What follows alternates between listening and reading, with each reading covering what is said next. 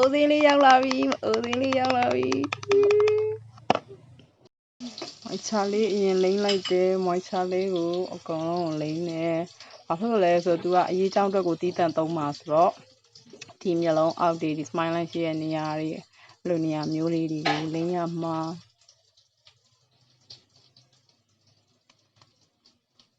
စိတ်ဝင်သွားပြီ okay စိတ်ဝင်သွားပြီဆိုတော့ဒါလေးကိုလိမ့်မယ်ဒါကလိမ့်လို့ရှိရင်တစ်ဖက်မှာအနည်းဆုံး2ခါလောက်အဲ့လိုမျိုးပေါ့နော်အဲ့လိုစလိမ့်ရမှာဒါကလေတီးတီးလေးဆိုမှဒီလား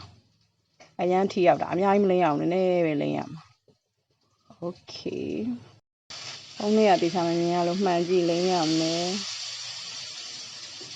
ဒီလိုမျိုးလေးရစရင်စာပြီးလိမ့်ရသားဆိုတော့နည်းနည်းပဲ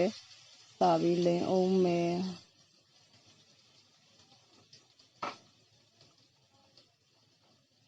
ဒီကအနဲ့ထိုးသလိုပဲတဲ့ဒီလိုမျိုးတွေပေါ့နော်အဲ့လိုပဲလိမ့်ရမှာတိလားအများကြီးလိမ့်ရမှာမဟုတ်ဘူးအဲ့လိုနည်းနည်းလေးပဲလိမ့်ပြီးတော့ဖြန့်ရမှာ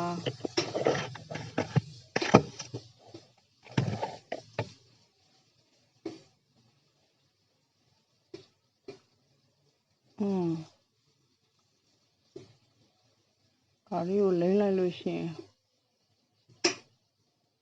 ဒီမှာ technology ပါတော့အလေးတွေနဲ့ထိုးလိုက်တယ်လို့ဆူလေးတွေပဲတဲ့ဖြစ်တယ်တဲ့သူများတွေကပြောကြတယ်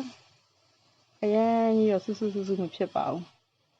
လိမ့်ရတော့အဆင်ပြေတယ်ကဲ result လေးကိုပြမယ်နော်နောက်နေ့ကြလို့ရှိရင်သူကတော့ထိရောက်မှုအရမ်းမြန်တယ်မအိုဆေးလေးပေါ့ကွယ်